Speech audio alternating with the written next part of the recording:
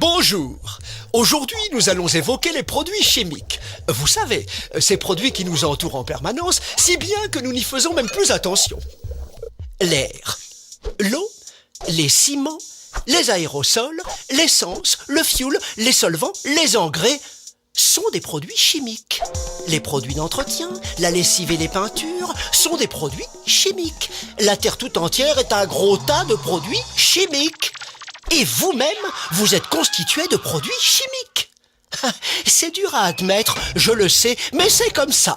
Tout est chimique et les produits chimiques peuvent prendre n'importe quelle forme.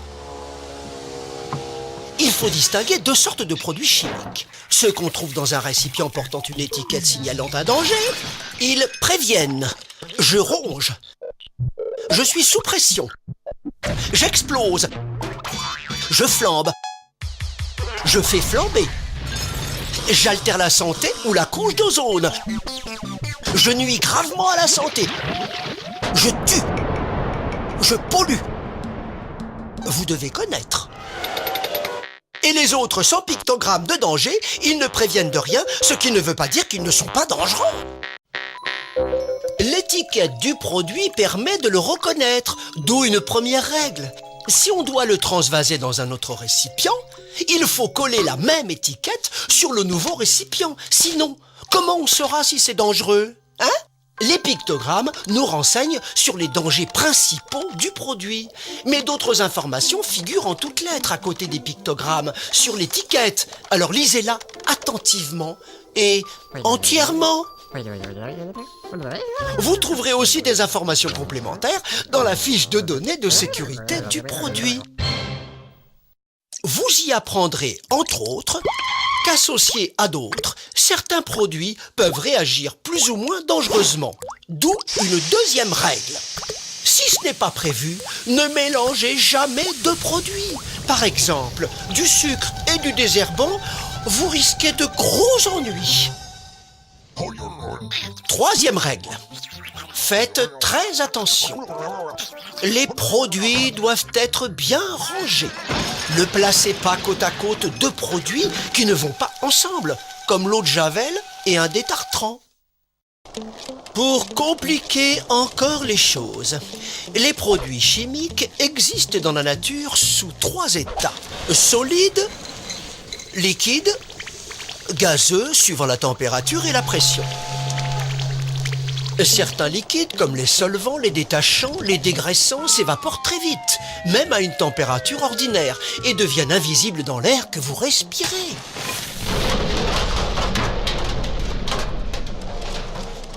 N'importe quel produit combustible finement dispersé dans l'air, comme la poussière d'aluminium, la sciure de bois ou même la farine peut exploser et une simple étincelle peut suffire à... Regardez bien ce bidon. Il contient un produit chimique. Bon, si vous n'y touchez pas, il ne se passe strictement rien. On est d'accord. Mais si vous trempez votre main dans le bidon, vous déclenchez aussitôt une réaction qui peut faire très mal, car, rappelez-vous, votre corps est constitué de produits chimiques. Il faut donc absolument éviter que les produits dangereux entrent en contact avec votre corps. On peut entrer en contact avec eux de trois façons. En les avalant, en les respirant, sniff, ou en les touchant. Oui, notre peau est très exposée, tout particulièrement notre main et notre visage. Certains produits très corrosifs produisent au moindre contact de graves brûlures. Mais d'autres produits, surtout ceux qui dissolvent les graisses, arrivent à traverser la peau et sont transportés par le sang dans d'autres régions du corps.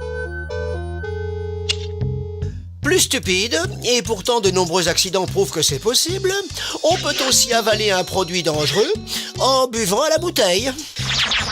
Mais on peut aussi en avaler sans s'en rendre compte. Simplement en fumant une cigarette avec des mains sales. En mangeant un sandwich. Ou même en se rongeant les ongles. Alors méfiance! Moins évident à déceler, dans certaines conditions, il peut également se produire un dégagement de gaz toxiques. Ces gaz, mélangés à l'air que vous respirez, peuvent nuire gravement à votre santé. Certaines poussières, invisibles à l'œil nu, sont tout aussi dangereuses, comme les poussières d'amiante, de talc, de ciment ou de graphite. Ou tout bonnement les poussières de sable ou de bois. Quant aux fumées, ce n'est pas mieux. Enfin, n'oubliez pas que nous avons besoin d'oxygène pour vivre. Donc, dans un espace confiné ou mal ventilé, faites très attention au risque d'asphyxie et n'hésitez pas à aérer. Un produit chimique peut provoquer des dégâts irréparables en quelques secondes.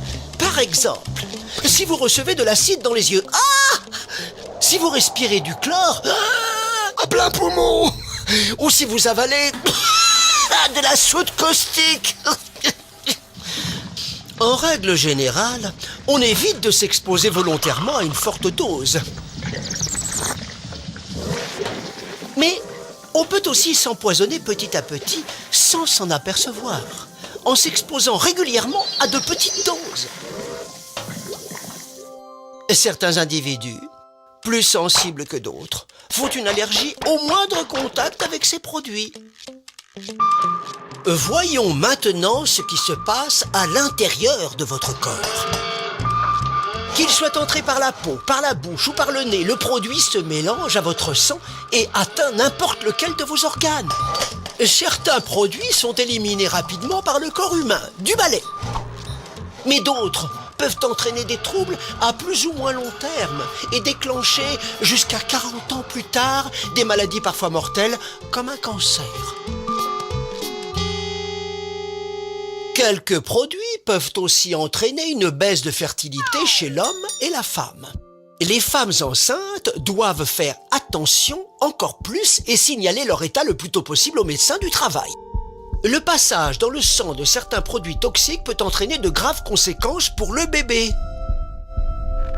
Je vous entends d'ici murmurer. « Oh, si c'est comme ça, je n'y toucherai plus jamais !» Pas si vite. Tout d'abord, certains produits peuvent être remplacés par des produits moins dangereux. Ensuite, si votre poste de travail n'a pas été bien conçu, il doit être aménagé. Quoi qu'il en soit, le risque doit avoir été évalué. On doit vous informer sur les risques et les protections nécessaires. Vous devez suivre une formation. Enfin, quand on ne peut pas vraiment supprimer le risque, il existe des protections collectives ou individuelles. À chaque risque, sa protection. Pour finir, n'oubliez pas que vous n'êtes pas tout seul dans l'entreprise et qu'il y a forcément quelqu'un qui peut vous renseigner. C'est à vous, ça? Oui. N'oubliez jamais que vous n'êtes pas tout seul. Compris ?